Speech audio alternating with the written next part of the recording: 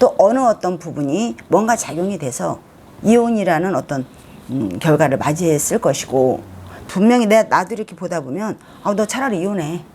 너 이혼하면, 근데 내가 반드시 같이 얘기해 주는 게 뭐냐면,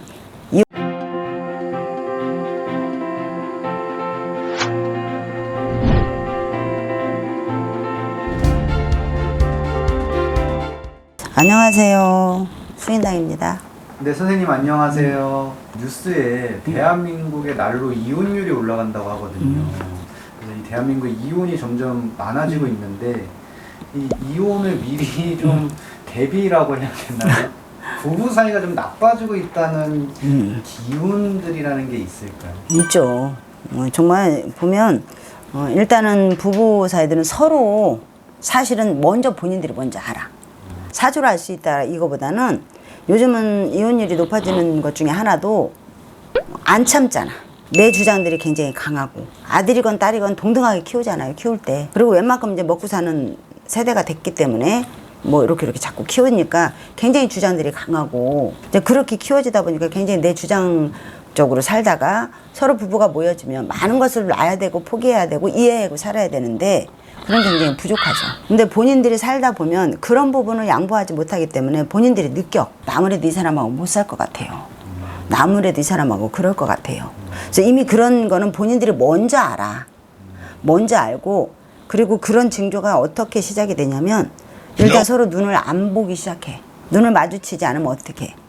대화를 안 하게 되잖아. 생활이 공유가 되질 않아. 같이 밥도 안 먹게 되고, 아이들에 대한 얘기나 또 아이가 없으면 본인들에 대한 얘기를 안 하게 돼요.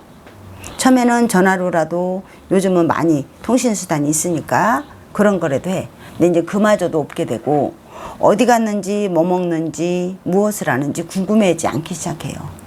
그게 그렇게 해서 그게 길어지면 점점 이제 그 부부들은 끝나는 거지. 그래도 눈은 마주 보면서 얘기는 해야 되는 거고, 서로 어떤 문제가 있었을 때는 대화를 해야 되는 게 맞죠. 그래서 나는 항상 부부들한테 서로 참기보다는 이해를 해라라고 얘기를 하거든요. 사실 나도 못할 때가 많지만 그게 답인 것 같아.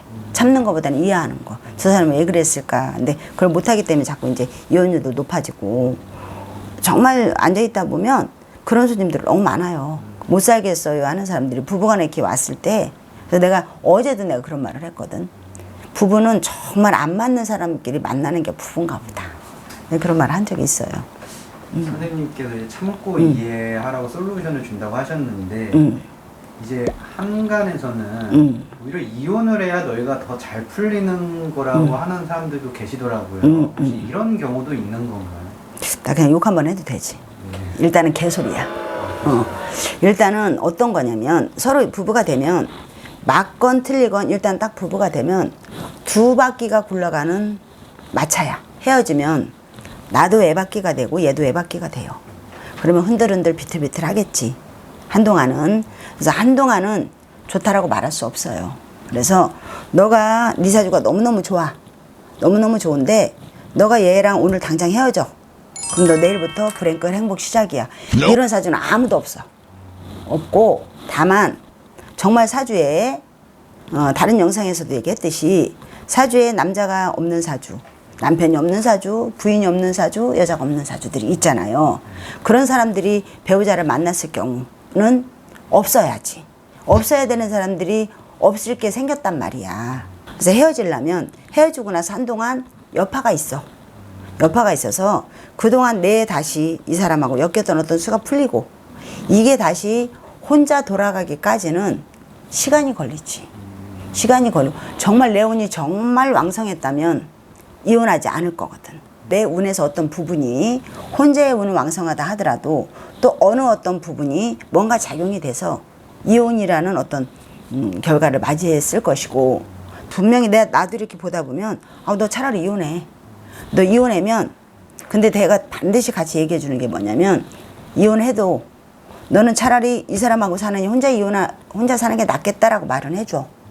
그럴 경우는 뭐가 있냐면, 상대방의 내 모든 인생에 너무 관여를 해서 방해를 했을 경우, 나를 키워주지 않고 나를 자꾸 누를 경우, 나의 모든 앞길을 가는 거를 막을 경우, 그럴 경우는 이혼해야 되는 게 맞을 수도 있어요. 그리고 아이들한테 너무 불편하게 하는 경우, 힘들게 하는 경우는 이혼해야죠. 다만 그렇게 되면서 어느 일정한 기간 동안은 조금 이 사람이 힘들어. 엮였던 사주가 풀려서 다시 혼자 홀로서기가 되는 기간 동안은 분명히 힘들어.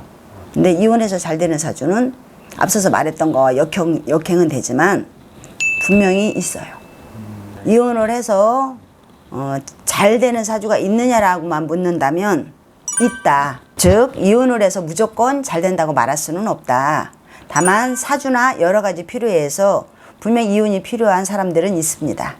네, 선생님, 오늘 영상 보고 다들 부부들이 생각을 한번 다시 해봤으면 참 좋겠네요. 맞아요. 잘 살았으면 좋겠죠. 네. 오늘 말씀 너무 감사합니다. 네.